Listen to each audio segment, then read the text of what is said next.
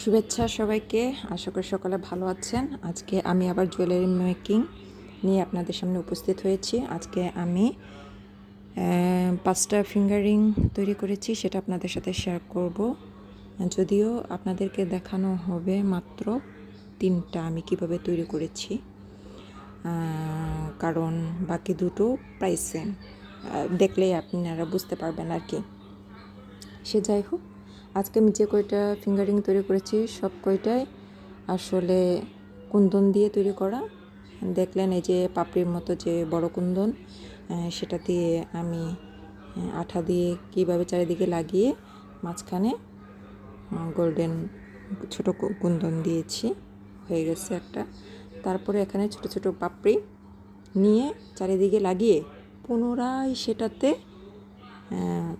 Golden Kundan লাগিয়ে মাঝখানে পুঁতি দিয়েছি। তবে আমি এটা নীল কালারেরও করেছি, প্রায় সেম, তাই আমি শুধু একটাই আপনাদের সাথে শেয়ার করছি। আর এই কুন্দনগুলো আপনারা যে কোনো জুয়েলারি অ্যাক্সেসরিজ দোকানে পেয়ে যাবেন।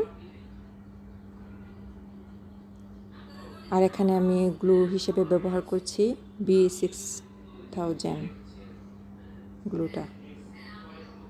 যদিও 7টা ভালো হতো বেশি, সে যাই হোক, এটাও খারাপ না, এটা দিয়েও করা যায় আর কি।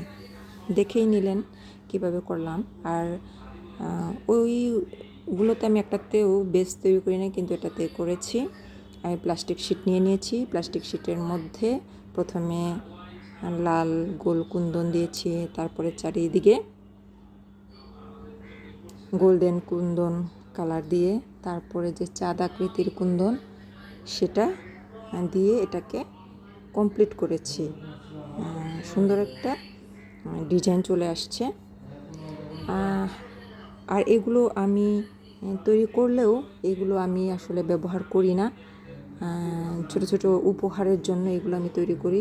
আর আমি আগের ভিডিওতে আপনাদের সাথে শেয়ার করেছিলাম যে আমার সন্তানরা আমাকে এই দায়িত্বটা দিয়েছে যে বড়দিনে তারা অন্যদের গিফট করবে, আমি যেন তাদের গিফট আইটেম তৈরি করে দিই। কারণ তারা তো আসলে চাকরি করে না, টাকা পয়সা নাই, তারা মানুষকে কীভাবে গিফট দিবে, কিন্তু তাদেরও ইচ্ছা হয়।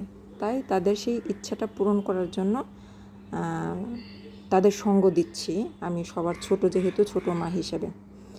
সবাইকে ধন্যবাদ, ভালো থাকবেন।